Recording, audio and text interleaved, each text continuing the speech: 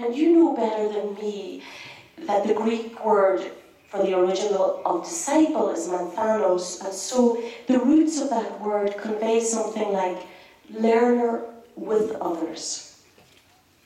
And I think the challenge for those who are to live consecrated life as disciples in the future will be to be first and foremost learners with others.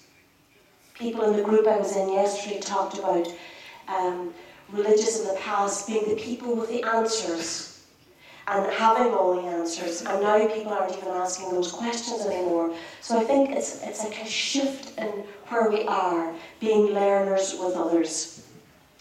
Returning to Massengale, who quotes, "A new church is coming. It will be browner and poorer, more sensuous and feminine, less clerical, more collegial, less concerned about charity, more concerned about justice, more multilingual," as today, showing more polycentric than the one we know. It will be a new church, and yet it can only come with the passing of this one. And I also was reminded recently that Pope Benedict has said something similar recently about the new church being smaller, and but therefore, even in that smaller, more place of a minority, he spoke of it being a place of minority, but needing to speak from there.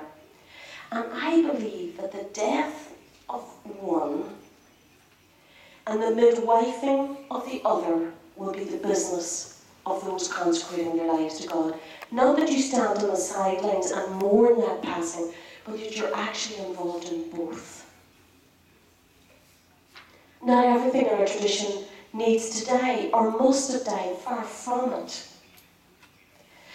But each of us, as committed disciples, as co-learners, and I think this is more urgent now than ever, we must peel away all that is inessential. We must return to the roots of the message and ministry of Jesus of Nazareth and the core ritual of breaking bread and sharing the one cup. And I think this needs and will, I have no doubt, will take place in smaller faith communities that witness to life, healing, truth, reconciliation, justice, and profound respect for and action on behalf of the least, the little, the lost. And of course, if we do that kind of witnessing, we will find ourselves back on the margins. But that is where our founder chose to locate himself. On the margins, challenging the political, economic, and sometimes social status quo, and the short-sighted destruction of our one earth, the interconnected life system that sustains all life as we know it. And I think this is a huge challenge for us, religious and lay.